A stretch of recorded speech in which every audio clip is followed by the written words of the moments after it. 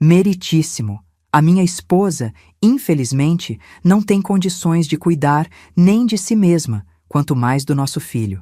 Ela é frágil, instável. A voz daquele sujeito, meu genro Marcelo, era um veneno doce, derramado naquele tribunal de paredes frias para que todos ouvissem.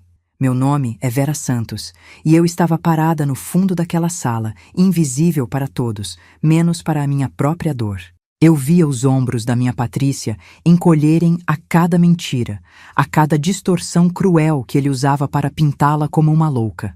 E a família dele, sentada na primeira fila, balançava a cabeça em concordância, como se assistissem a um teatro bem ensaiado. Naquele instante, a promessa que fiz ao meu falecido marido, Antônio, ecoou na minha cabeça. Ninguém vai ter o direito de humilhar a nossa filha. Meu sangue ferveu de um jeito que eu não sentia há anos. O que você faria no meu lugar? Escute a minha história até o fim e me diga. O que você teria feito no meu lugar? Também me diga de que cidade você está me ouvindo. Eu preciso saber que não estou sozinha nisso. Se você quiser ouvir mais histórias como esta, se inscreva no canal. A porta de casa se fechou atrás de mim com um estalo seco, e o silêncio que me recebeu era mais barulhento do que os murmúrios do tribunal. Eu apoiei as costas na madeira, sentindo o corpo todo tremer. As palavras de Marcelo ainda ecoavam na minha cabeça, como um veneno que se recusa a sair do sangue. Frágil, instável, incapaz. Ele não descrevia a minha Patrícia, mas sim a mulher que ele metodicamente destruiu, pedaço por pedaço, com um sorriso no rosto. Minha casa, o lugar que construí com Antônio tijolo por tijolo para ser um porto seguro, de repente, parecia tão fria e desprotegida quanto aquela sala de audiência. O ar estava pesado, carregado com o cheiro da derrota. Eu me sentia pequena, inútil, exatamente como ele queria que eu me sentisse. A humilhação não tinha ficado lá no fórum. Ela tinha vindo para casa comigo, sentou-se no meu sofá e agora me encarava de volta.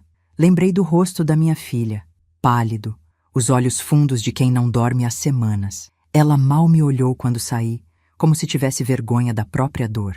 Patrícia, minha menina forte que desenhava prédios e sonhava em construir pontes, reduzida a uma figura encolhida numa cadeira, ouvindo o homem que jurou amá-la dizer ao mundo que ela era louca. E o pior de tudo era o meu neto, o pequeno Lucas, no centro daquela sujeira toda. Marcelo não queria o filho. Ele queria uma arma para torturar Patrícia, para tirar dela a última coisa que ainda a mantinha de pé. Ele sabia que a maternidade era a força da minha filha, então mirou exatamente ali, no coração. E eu, que prometi protegê-la, não fiz nada além de assistir àquela cena de horror, paralisada no fundo da sala, uma espectadora do desmoronamento da minha própria família. No meio da noite, acordei com um barulho no quintal. Um galho quebrando, talvez o vento. Mas meu coração disparou. Fui até a janela da cozinha, espiando pela fresta da cortina. A rua estava escura, vazia, mas a sensação de estar sendo observada não passava. Era uma paranoia, eu sei. Era o medo se instalando nos meus ossos. Marcelo era capaz de qualquer coisa, e sua família tinha dinheiro e poder para fazer o que quisesse. Será que eles me vigiariam? Será que mandariam alguém para me intimidar?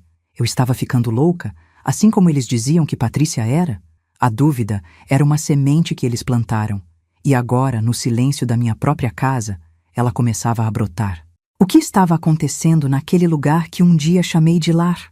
A segurança que eu sentia aqui tinha se evaporado. Andei pela casa como um fantasma. Cada objeto parecia me acusar. O porta-retrato na estante, com a foto do meu Antônio sorrindo, parecia me julgar. Ele me entregou nossa filha para que eu cuidasse, e eu estava falhando.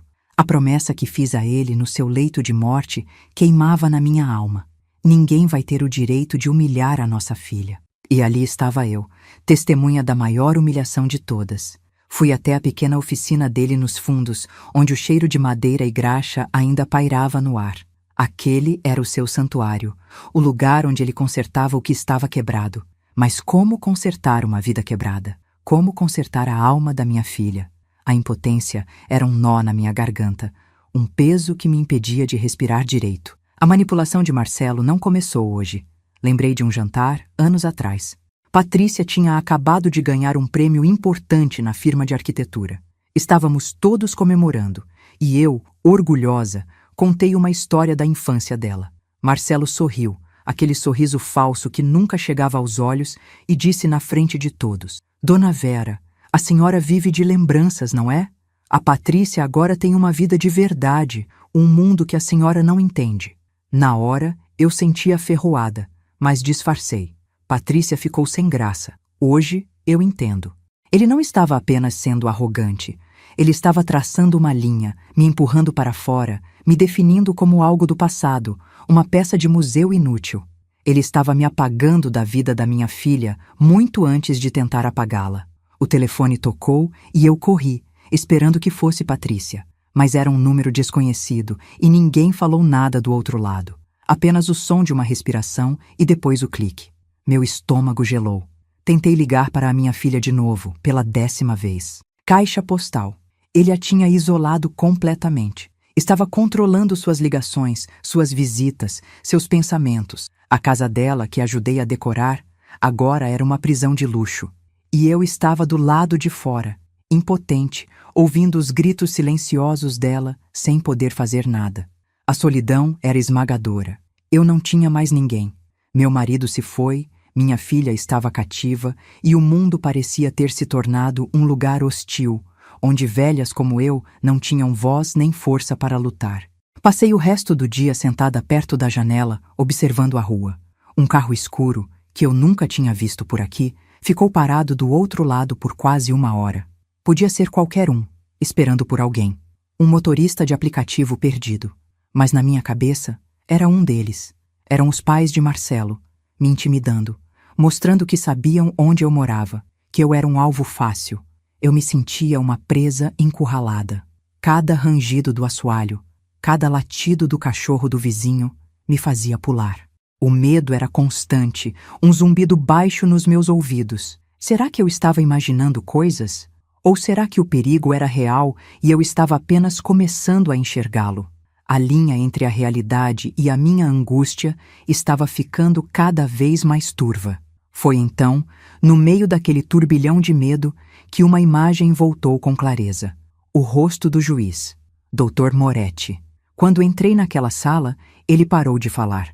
Seus olhos encontraram os meus e, por um segundo, a máscara de autoridade caiu. Eu vi choque, vi descrença, mas vi outra coisa também. Medo. Um medo profundo e antigo. A pergunta dele, por que você está aqui? Não foi dirigida à corte. Foi para mim. Um sussurro que só eu e ele entendemos. E a reação da família de Marcelo? Eles ficaram pálidos, aterrorizados. Por quê? Por que a minha simples presença, de uma senhora aposentada e anônima, causaria pânico em um juiz poderoso e em uma família rica? Ali, naquela reação, estava a chave. Havia algo no meu passado, algo que eu talvez tivesse esquecido, que os conectava a mim. Aquele pensamento foi como uma faísca na escuridão. A tristeza e o medo que me paralisavam começaram a se transformar em outra coisa. Uma raiva fria, calculista. A mesma calma que eu sentia nos meus plantões no hospital, nas emergências mais caóticas, começou a tomar conta de mim. Eu não era uma velha frágil e inútil. Eu fui enfermeira por 40 anos. Eu vi a vida e a morte de perto. Eu aprendi a ler a verdade nos olhos das pessoas, a encontrar o que estava escondido por baixo da pele. Marcelo e sua família me subestimaram. Todos eles me subestimaram. Eles achavam que eu era apenas uma sombra do passado, mas esqueceram que as sombras guardam segredos. A promessa que fiz a Antônio não era um peso, era um motor. E ele acabara de ser ligado. Levantei-me da cadeira, a coluna mais ereta do que esteve o dia todo. Eu não sabia ainda o que me conectava àquele juiz e àquela família, mas eu sabia onde procurar. Meu passado não era um fardo, era um arquivo. 40 anos de plantões, de histórias, de rostos. Em algum lugar, em alguma caixa velha empoeirada no sótão, em alguma anotação num diário de trabalho, a resposta estava esperando. Eles achavam que tinham me encurralado, mas apenas me forçaram a voltar para o único campo de batalha onde eu tinha alguma chance, a minha memória. Eu não ia deixar que destruíssem a minha filha. Eu ia desenterrar o que quer que estivesse enterrado, custasse o que custasse. A caçada havia começado, e ela não começaria no tribunal, mas sim dentro da minha própria história. O sótão estava quente, abafado, com aquele cheiro de poeira e tempo guardado que aperta o peito. A luz fraca de uma única lâmpada amarelada mal iluminava as pilhas de caixas, cada uma um túmulo de lembranças. Subir a escada de madeira foi um esforço. Meus joelhos reclamaram a cada degrau, mas a imagem do rosto da minha Patrícia, devastado, era o combustível que eu precisava. Ali, no meio da bagunça de uma vida inteira, estava a minha única arma. Eu só precisava encontrá-la. Comecei pela caixa mais próxima, a tampa rangendo como um protesto. Dentro, fotos amareladas, cartas do Antônio, os primeiros desenhos da Patrícia. Cada objeto era uma pontada de saudade, uma distração perigosa. Eu não tinha tempo para nostalgia. Minha filha estava em uma guerra, e eu era o seu único exército. Vasculhei caixa após caixa, minhas mãos cobertas de poeira, o suor escorrendo pela minha testa. O ar ficava mais pesado. A cada minuto, a esperança diminuía um pouco. Onde eu teria guardado aquilo? Fazia mais de 20 anos. A gente esquece as coisas, guarda papéis importantes em lugares que parecem lógicos na hora, mas que depois se perdem na memória. Encontrei meus antigos uniformes de enfermagem, dobrados com cuidado. O cheiro de hospital, uma mistura de éter e desinfetante, ainda estava impregnado no tecido. Aquilo me transportou de volta para os corredores brancos, para o barulho dos monitores, para a tensão constante das noites de plantão.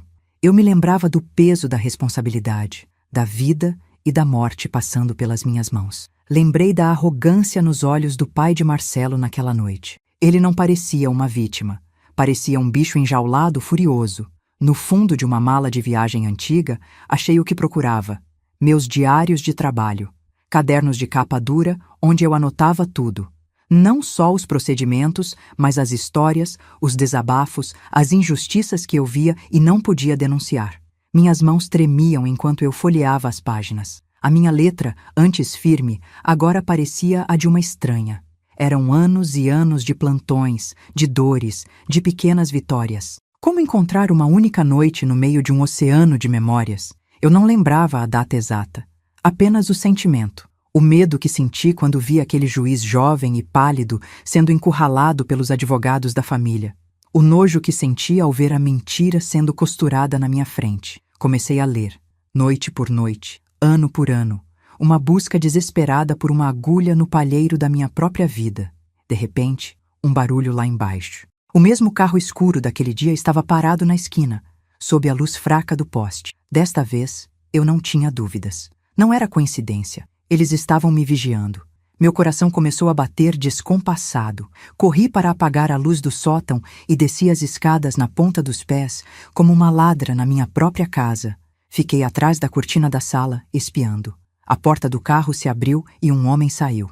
Ele não olhou para a minha casa, apenas acendeu um cigarro e ficou ali, parado, como uma estátua de má notícia. Era uma mensagem clara. Nós sabemos onde você está. Nós estamos te vendo. O medo era uma coisa física. Uma mão gelada apertando meu pescoço, me dizendo para parar, para deixar quieto, para aceitar a derrota. O telefone tocou de novo, estridente no silêncio da casa. Atendi, a mão suando. Silêncio. Mas desta vez, não era um silêncio total. Eu ouvi, bem baixinho, uma música. Uma música clássica que Marcelo adorava ouvir no carro, que ele dizia que era refinada demais para gente como eu. Era ele, não havia dúvida. Ele estava me testando, me provocando, me mostrando que podia chegar até mim a qualquer hora. "O que você quer, seu desgraçado?" Eu gritei no telefone, mas a única resposta foi o clique da linha sendo cortada. Aquele som foi como um tapa na cara. Ele não estava apenas tentando intimidar uma velha senhora. Ele estava se divertindo com o meu medo. Ele estava saboreando cada segundo do meu desespero. E isso acendeu em mim uma raiva que eu não sabia que ainda possuía. Voltei para o sótão, a raiva me dando uma nova força. O medo ainda estava lá, mas agora ele tinha companhia. Eu não ia dar a eles o prazer de me ver encolhida num canto. Comecei a pensar com a cabeça fria de enfermeira. Qual era o protocolo? Organizar os fatos. Eu lembrava que o incidente tinha sido perto do Natal, porque o hospital estava decorado e tocava aquelas músicas chatas nos alto-falantes. Isso já limitava a busca a algumas semanas. Peguei os cadernos daquela época e comecei a ler com uma atenção renovada. Eu não procurava mais por um nome, mas por uma anomalia. Um registro estranho, uma admissão que não batia com a alta, algo que fugisse do padrão. Eu sabia que a verdade estaria nos detalhes, nas pequenas coisas que ninguém se dá ao trabalho de esconder direito. Folheei página por página, a luz da lanterna do celular dançando sobre as minhas anotações. E então, eu vi uma anotação curta na margem de uma página. Admissão VIP, leito 304, Dr. Moretti chamado em emergência, caso abafado. Não havia nomes, mas eu não precisava. O número do leito, a menção ao juiz, era aquilo. A memória voltou com uma clareza assustadora. Eu me lembrava de ter escrito aquilo, com raiva, me sentindo impotente. Mas o relatório detalhado, a prova do crime, não estava ali. O diário era apenas o mapa, não o tesouro. Onde eu teria colocado o documento original? Eu nunca jogava nada fora, mas um papel daquele era perigoso demais para deixar à vista. A frustração voltou com força total. Eu estava tão perto, mas a peça principal do quebra-cabeça ainda estava faltando. Foi então que a realidade me atingiu. Eu não conseguiria fazer isso sozinha. Eu era uma senhora de 72 anos, trancada em casa, sendo vigiada por gente poderosa. Eu precisava de ajuda. Mas quem? A polícia estava fora de questão. Eles seriam os primeiros a serem comprados. Um advogado? Eu não tinha dinheiro para um bom. E um ruim só pioraria as coisas. Pensei nos meus vizinhos, nas minhas amigas da igreja. Pessoas boas, mas que não entenderiam a dimensão do perigo. Eles me diriam para rezar, para ter fé. Mas eu não precisava de fé. Eu precisava de um cúmplice. Alguém que conhecesse o sistema por dentro. Alguém que, como eu, tivesse visto a sujeira de perto e não tivesse medo dela. Alguém que odiasse aquele tipo de gente tanto quanto eu. E o nome veio à minha mente como um relâmpago. Seu Nelson. Ele era o chefe da segurança do hospital na época. Um homem sério, de poucas palavras, mas com um olhar que via através das paredes. Ele era amigo do meu Antônio. Jogavam baralho juntos nas folgas. Nelson se aposentou alguns anos depois de mim, e eu tinha perdido o contato. Ele odiava a administração do hospital e os privilégios que os ricos recebiam. Ele sempre dizia: aqui dentro, Vera, a doença é a mesma, mas o tratamento é diferente. E isso não é coisa de Deus. Ele era a pessoa certa. Mas como encontrá-lo depois de tanto tempo? A esperança que surgiu foi rapidamente substituída por uma nova onda de ansiedade. Ele poderia ter se mudado, falecido. Eu estava apostando tudo em uma única carta e nem sabia se ela ainda estava no baralho. No dia seguinte, tomei uma decisão. Ficar em casa era ser um alvo parado. Eu precisava me mover. Vesti roupas simples, coloquei um chapéu e óculos escuros, me sentindo uma espiã de filme antigo. Peguei um ônibus em direção ao bairro onde seu Nelson morava. Cada pessoa que entrava, cada carro que passava ao lado do ônibus, me deixava em alerta máximo. A paranoia era uma segunda pele. Eu me sentia nua, exposta. Será que me seguiram? Será que o motorista do carro escuro estava em algum lugar, me observando de longe? Desci alguns pontos antes, só por precaução, e andei o resto do caminho, o coração batendo na garganta. O bairro tinha mudado, mas o prédio dele ainda estava lá, com a mesma pintura desbotada de sempre. Toquei a campainha do antigo apartamento dele, rezando para que alguém atendesse. Uma moça jovem abriu a porta, olhando desconfiada. Expliquei que procurava pelo antigo morador, um senhor chamado Nelson. Ah, o seu Nelson? Ela disse com um sorriso. Ele se mudou faz uns 2 anos. Foi morar perto da filha. Mas eu tenho o endereço novo, ele deixou para as correspondências. Meu corpo relaxou tanto que quase perdi as forças. Era um milagre. Anotei o endereço num pedaço de papel, agradeci 1000 vezes e saí dali antes que a sorte mudasse de ideia. Peguei outro ônibus, desta vez para o outro lado da cidade. A cada quilômetro, eu sentia que estava me aproximando da verdade, mas também me afastando cada vez mais da segurança da minha vida antiga. Não havia mais volta. Encontrei a casa, um sobrado pequeno e bem cuidado num bairro tranquilo. Seu Nelson atendeu a porta. Estava mais velho, mais magro, mas os olhos eram os mesmos, afiados como sempre. Ele me reconheceu na hora. Vera, meu Deus, entre mulher. Lá dentro, com um café quente nas mãos, contei a ele a história. Não toda a verdade, mas o suficiente. Falei da minha filha, da humilhação no tribunal e que eu precisava lembrar dos detalhes de uma noite específica no hospital, envolvendo uma família poderosa. Ele ouviu tudo em silêncio, o rosto sério. Quando terminei, ele ficou um tempo olhando para o nada, como se estivesse revivendo aquela noite. Ele se lembrava de tudo: a confusão, os telefonemas, a chegada do juiz assustado. Eles limparam tudo, Vera, ele disse, a voz baixa e grave. Levaram os registros, ameaçaram a enfermeira-chefe, fizeram parecer que o sujeito nunca esteve lá. Meu coração afundou. Era o fim da linha. Mas então, ele se inclinou para a frente e me olhou nos olhos. Mas eles eram amadores, arrogantes, e você era esperta. Eu me lembro de você, no meio daquela confusão, com a prancheta na mão.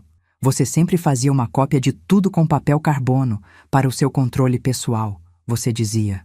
Eles levaram o original, mas eu aposto que esqueceram da segunda via.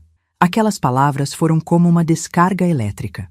O papel carbono, como eu pude esquecer? Naquela época, tudo era preenchido em 2 vias.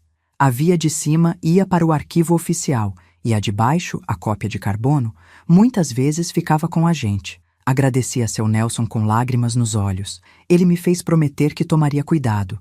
Essa gente não perdoa, Vera. Eles não têm nada a perder porque acham que já são donos de tudo. A advertência dele ecoou na minha cabeça durante todo o caminho de volta. O medo agora tinha uma nova forma. Não era mais sobre ser vigiada, era sobre o que eles fariam se eu encontrasse aquela prova. Aquele papel não era apenas a chave para a liberdade da minha filha. Era a minha sentença de morte se caísse nas mãos erradas. Cheguei em casa e a rua estava vazia. O carro escuro tinha sumido. Mas isso não me tranquilizou. Pelo contrário, o silêncio parecia mais ameaçador do que a vigilância. Corri para o porão, o único lugar que eu ainda não tinha revirado de cabeça para baixo. Antônio guardava as coisas importantes lá, numa pequena caixa de metal que ele dizia ser a prova de fogo e de ladrão. Eu sabia que se aquele papel existisse, estaria ali. A caixa estava no fundo de um armário velho, coberta por uma lona. A fechadura estava enferrujada e minhas mãos trêmulas mal conseguiam segurar a chave. O som do metal rangendo pareceu ecoar pela casa inteira. Finalmente, a tampa se abriu. Lá dentro, debaixo de escrituras e certidões de nascimento, havia um envelope amarelado. Meu coração parou. Com cuidado, como se fosse um artefato sagrado, eu o peguei. Na frente, com a minha própria caligrafia desbotada, estava escrito: Plantão, noite ruim. Abri o envelope. E lá estava ela, a folha fina, quase transparente, do papel carbono. A tinta azul, meio borrada, mas perfeitamente legível. O nome do pai de Marcelo, a descrição dos ferimentos, lacerações no rosto e mãos, compatíveis com agressão física. O nível de álcool no sangue, altíssimo, e a anotação no final: paciente agressivo, recusa-se a cooperar com a polícia. Era a verdade, nua e crua, preservada por mais de 20 anos. A prova irrefutável. Uma onda de alívio e poder me invadiu. Eu consegui. Eu tinha a arma na minha mão. E era mais poderosa do que eu imaginava. Finalmente, a justiça seria feita. Enquanto eu segurava aquele pedaço de papel, a vitória pulsando nas minhas veias, um som me trouxe de volta à realidade. Um som que não deveria estar ali. Um clique metálico, vindo da sala. Olhei para a porta do porão, que eu tinha deixado entreaberta. E então, eu ouvi de novo, mais claro, mais perto. Era o som inconfundível de uma chave girando na fechadura da porta da frente. Alguém estava entrando na minha casa. Eu não estava mais sozinha. O ar gelou ao meu redor e o papel em minhas mãos pareceu queimar. O alívio deu lugar a um pavor absoluto. Eles sabiam.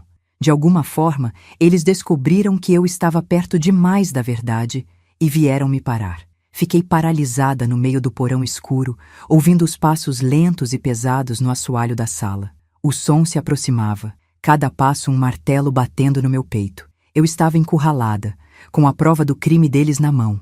A caçadora, de repente, havia se tornado a presa. Prendi a respiração, tentando desaparecer na escuridão. O silêncio da casa foi quebrado pela voz de Marcelo, fria e cortante, vindo do alto da escada do porão. Dona Vera? Eu sei que a senhora está aí. Acho que temos um assunto para resolver. Algo sobre papéis velhos que a senhora não deveria ter. Ele não estava perguntando. Ele estava afirmando. A luz da sala se acendeu, projetando sua sombra longa e ameaçadora pelos degraus. Não havia para onde correr. A guerra não seria mais no tribunal. Seria ali, naquela casa, e só um de nós sairia inteiro. Meu instinto de sobrevivência gritou mais alto que o medo. Olhei ao redor, desesperada. As ferramentas do meu Antônio penduradas na parede. Uma chave de grifo pesada. Uma marreta.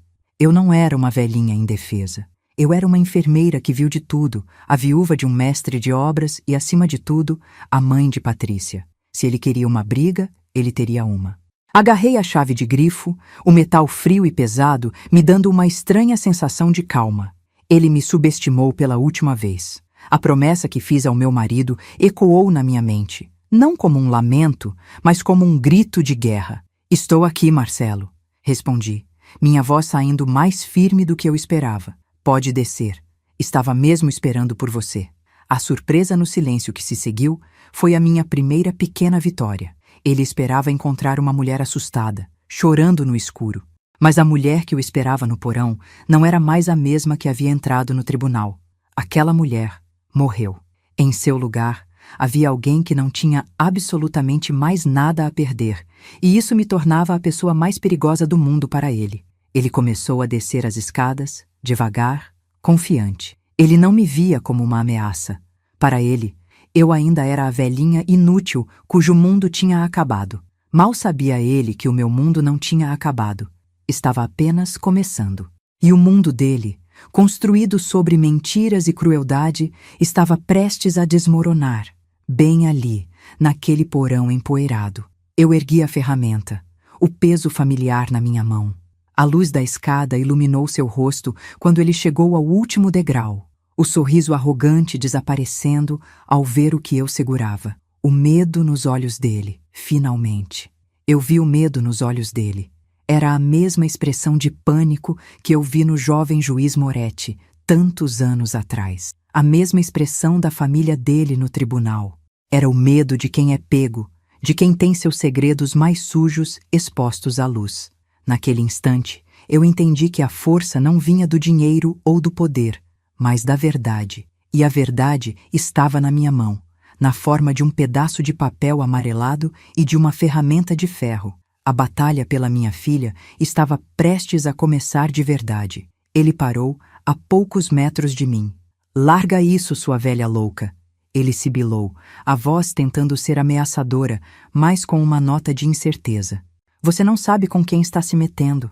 Eu dei um passo à frente, o barulho da chave de grifo arrastando levemente no chão de cimento. Pelo contrário, Marcelo, pela primeira vez eu sei exatamente com quem estou me metendo. E o que é mais importante, você não tem ideia de com quem você se meteu. O silêncio que se seguiu foi pesado, carregado de tudo o que não foi dito, de anos de humilhação e dor. A porta da rua bateu com força, e ouvi outra voz, mais velha, mais autoritária. O pai dele. Marcelo, o que está acontecendo aí? Achou o maldito papel? Eles não vieram sozinhos. Eram 2 contra 1. A situação tinha acabado de ficar infinitamente pior. Meu coração gelou, mas eu não baixei a guarda. Mantive meus olhos fixos em Marcelo, que agora parecia menos confiante, olhando por cima do ombro em direção à escada. A chegada do pai dele não o fortaleceu, o desestabilizou. Talvez, apenas talvez, houvesse uma rachadura naquela família perfeita que eu pudesse explorar. Seu pai também pode descer, eu disse, a voz calma. Acho que esta conversa interessa a toda a família. Tenho aqui uma lembrança de uma noite de hospital que ele com certeza vai adorar recordar. Eu balancei o envelope amarelo na minha outra mão. Os olhos de Marcelo se arregalaram.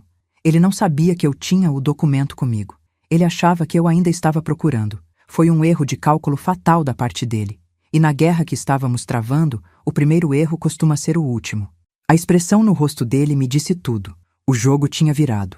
O pai de Marcelo desceu as escadas com a arrogância de um rei, inspecionando suas masmorras. Ele era mais velho, mas a mesma maldade brilhava em seus olhos.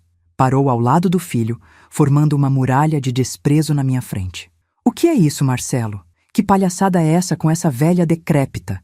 Ele disse, a voz cheia de nojo, sem nem mesmo olhar para mim, como se eu fosse um inseto no chão do seu porão. Eu não me mexi. Apenas ergui o envelope amarelado, um gesto lento e deliberado. Boa noite, Sr. Monteiro. Acho que temos uma conversa pendente. Faz mais de 20 anos, não é? Desde aquela noite no hospital. O senhor se lembra do leito 304? O sorriso sumiu do rosto dele. O rei tinha acabado de ver um fantasma. E o fantasma era eu. Uma auxiliar de enfermagem que ele nunca imaginou que veria novamente. O choque inicial deu lugar à fúria. Ele deu um passo à frente, o rosto vermelho. Do que você está falando, sua louca? Você não sabe com quem está se metendo. Quanto você quer para assumir? Diga um preço. Marcelo, ao lado dele, parecia um rato assustado, esperando o comando do pai. A oferta de dinheiro era o insulto final, a prova de que para eles tudo tinha um preço, até a dignidade da minha filha. Eu ri, um som seco e sem alegria que ecoou no porão. O senhor não entendeu. Não existe dinheiro no mundo que pague a humilhação da minha família. Eu não quero o seu dinheiro sujo. Eu quero justiça. Quero que o mundo saiba quem vocês são de verdade. Criminosos que se escondem atrás de ternos caros e advogados comprados. A palavra criminosos ficou pairando no ar. Uma sentença que eles não podiam mais ignorar. Para provar que não estava blefando, abri o envelope e tirei a folha de papel carbono. Mesmo à distância, eles podiam ver a caligrafia e o logotipo do hospital. Comecei a ler em voz alta, minha voz firme como a de uma juíza pronunciando uma sentença. Paciente admitido com múltiplas lacerações no rosto e nas mãos, compatíveis com agressão física. Hálito etílico forte. Nível de álcool no sangue altíssimo. A cada palavra, eu via a cor sumir do rosto deles. O pai de Marcelo olhou para o filho, um pânico crescente em seus olhos. Eles não estavam mais no controle. A narrativa que eles construíram por 20 anos estava desmoronando. Ali, naquele porão úmido, nas palavras de uma velha que eles consideravam inútil. A verdade, por mais antiga que fosse, ainda tinha o poder de destruir. Marcelo, num impulso de desespero, avançou na minha direção. "Me dá esse papel, sua bruxa!" Ele gritou, os olhos esbugalhados. Meu corpo reagiu antes que a minha mente pudesse sentir medo. Com um movimento rápido, bati com a chave de grifo num cano de metal que corria pela parede. O som foi ensurdecedor, um estrondo metálico que fez Marcelo recuar, assustado. "Fique longe de mim", eu disse, a voz baixa e perigosa. "Vocês acham mesmo que eu sou estúpida? Acham que eu viria para uma guerra dessas sozinha, sem um plano? Vocês me subestimaram a vida inteira. Foi o maior erro de vocês." Eles pararam, olhando um para o outro, a semente da dúvida finalmente plantada em suas mentes arrogantes. A mulher que eles viam na frente deles não era a mesma que assistiu calada no tribunal. Eu continuei, a calma me dando uma força que eu não sabia que tinha. Antes de vir para cá, eu falei com um velho amigo. O nome dele é Nelson.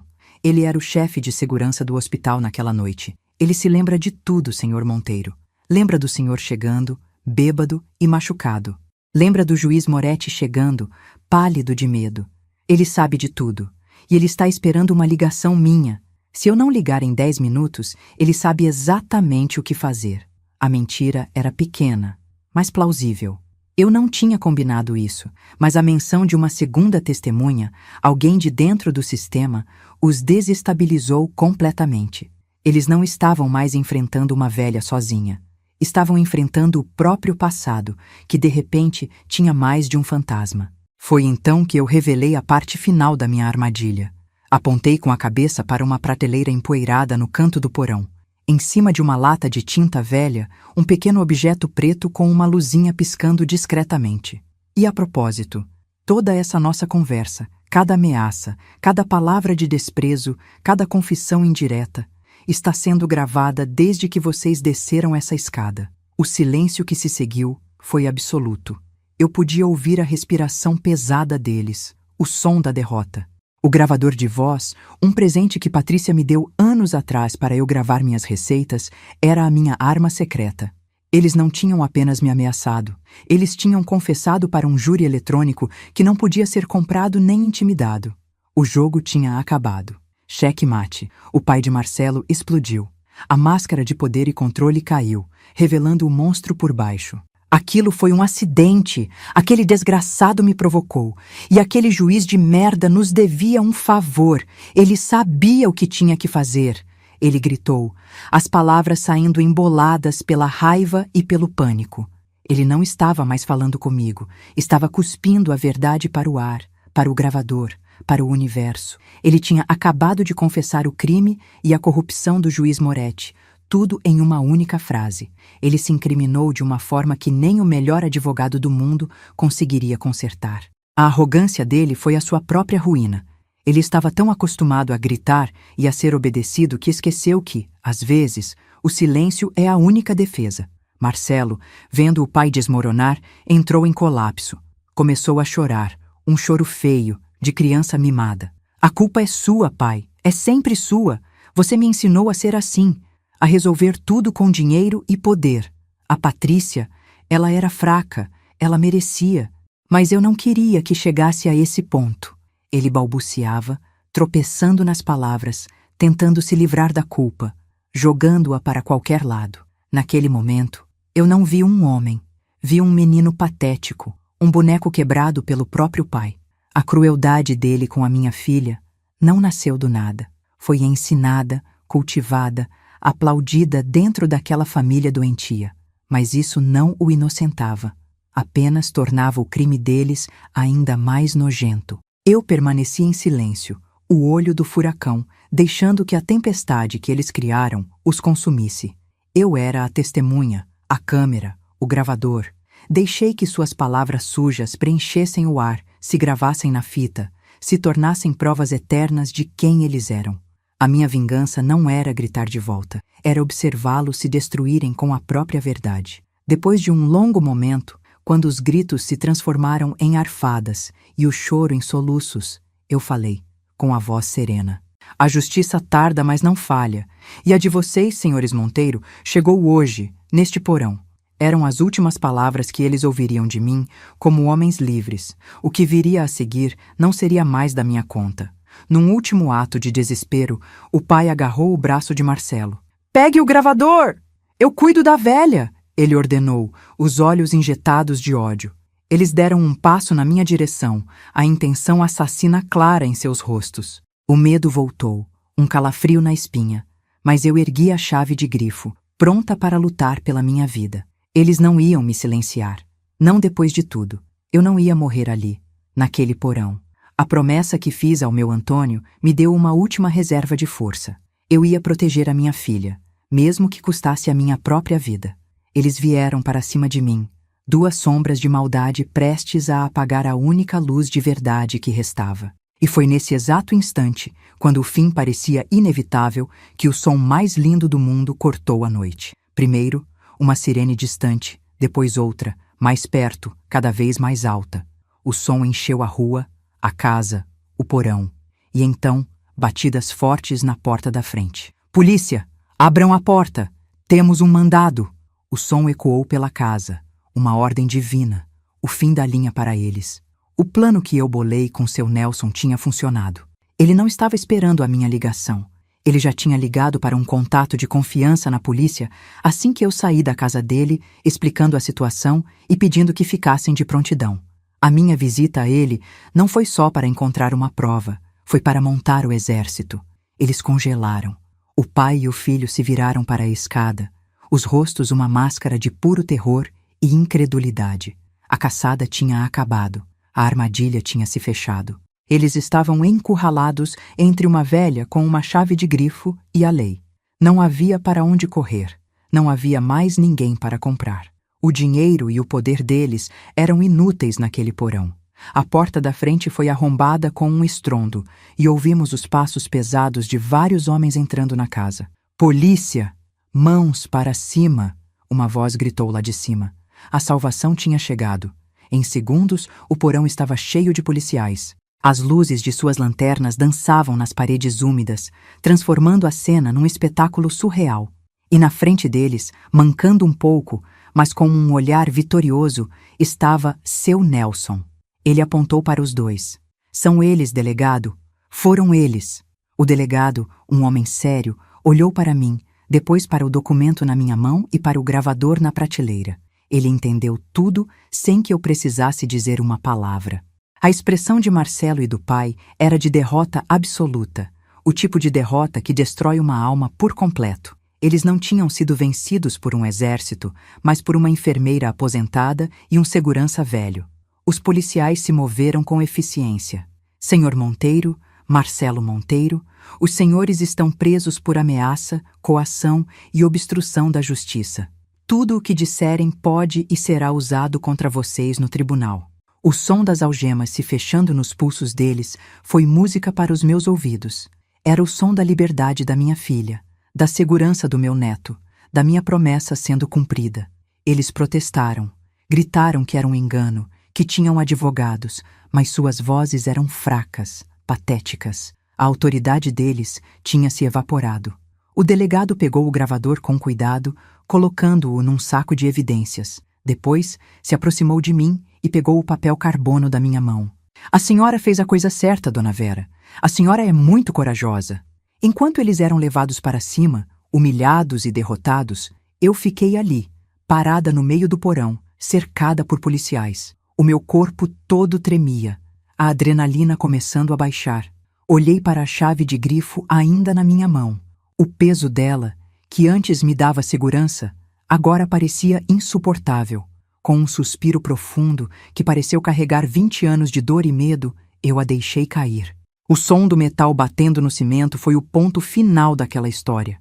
O barulho da minha liberdade. Eu estava segura. Minha filha estava segura. A justiça, finalmente, tinha começado. E eu não era mais uma vítima.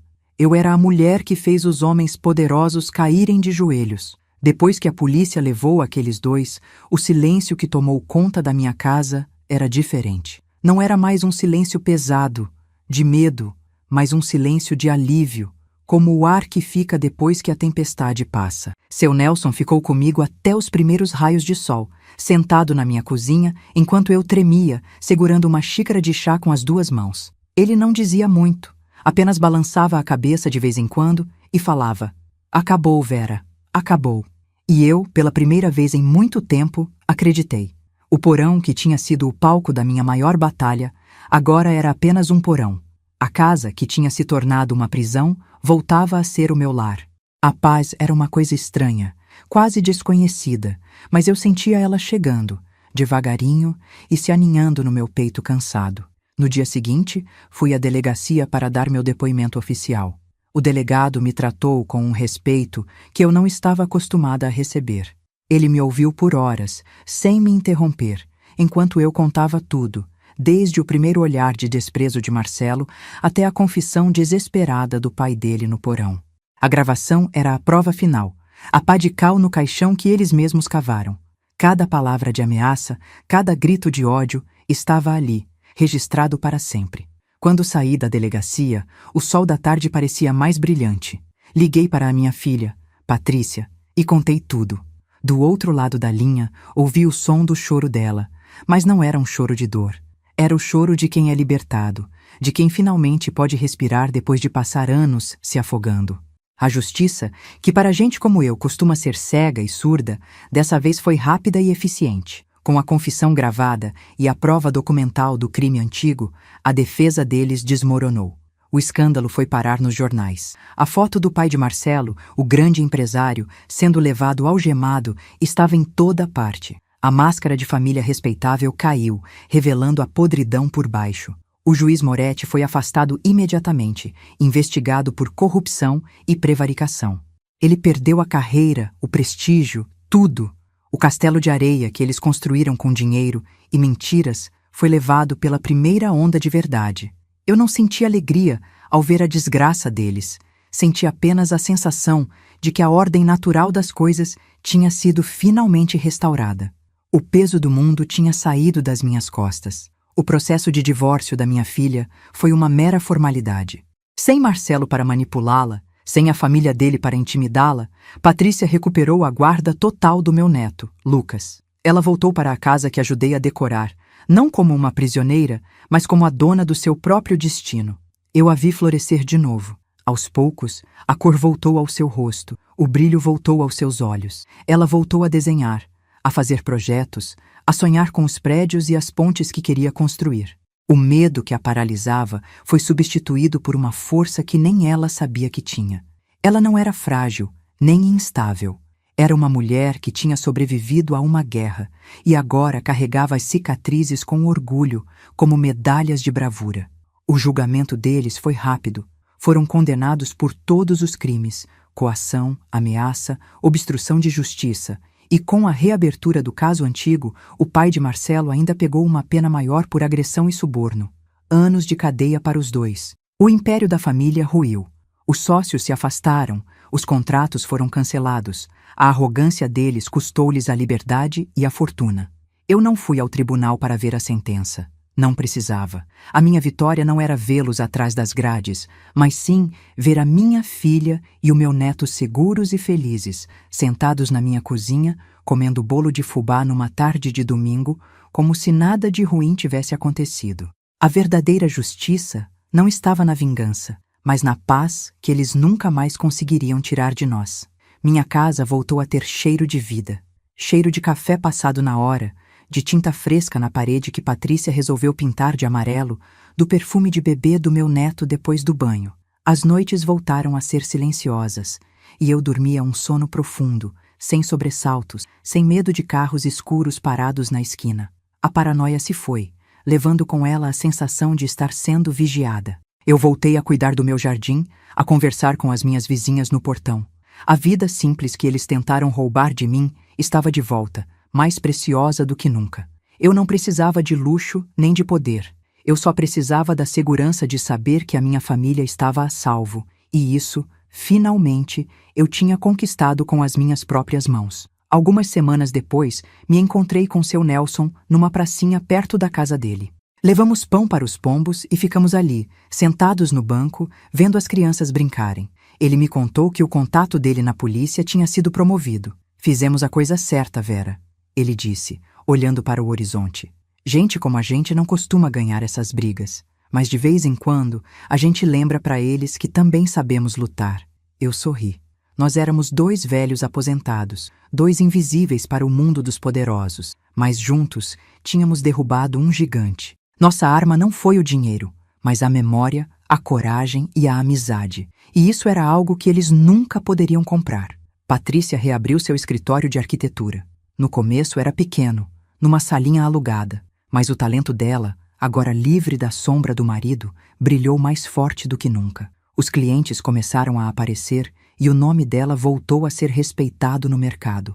Ela estava construindo a própria vida, tijolo por tijolo, exatamente como meu Antônio me ensinou a fazer. E o meu neto, Lucas, crescia feliz, um menino doce e barulhento, que enchia a minha casa de alegria e desenhos coloridos na porta da geladeira. A promessa que fiz ao meu marido no seu leito de morte não era apenas sobre proteger nossa filha da humilhação, mas sobre garantir que ela tivesse o direito de ser feliz. E olhando para ela, eu sabia que a promessa estava, enfim, cumprida. Às vezes, à noite, eu pego o porta-retrato com a foto do meu Antônio e converso com ele. Conto como a nossa menina está forte, como o nosso neto é esperto. Digo a ele que pode descansar em paz, porque a família que ele amou tanto está segura. Eu não me sinto uma heroína. Sinto-me apenas uma mãe que fez o que qualquer mãe faria: lutar com unhas e dentes pelos seus. Eu aprendi que a verdadeira força não está nos gritos, mas no silêncio de quem observa e espera a hora certa. Aprendi que a verdade, por mais que tentem enterrá-la, sempre encontra um jeito de vir à tona. E aprendi que a dignidade é a única coisa que, uma vez que a gente conquista, ninguém, por mais rico ou poderoso que seja, pode nos tirar. A minha história é sobre a justiça que nasce da dor, sobre a coragem que se esconde onde ninguém espera encontrar. É a prova de que até a voz mais silenciada pode, um dia, ecoar como um trovão e derrubar impérios. A paz que eu sinto hoje foi conquistada com medo, lágrimas e uma teimosia que herdei da minha mãe. Se essa virada te trouxe alívio, escreve justiça nos comentários e compartilha.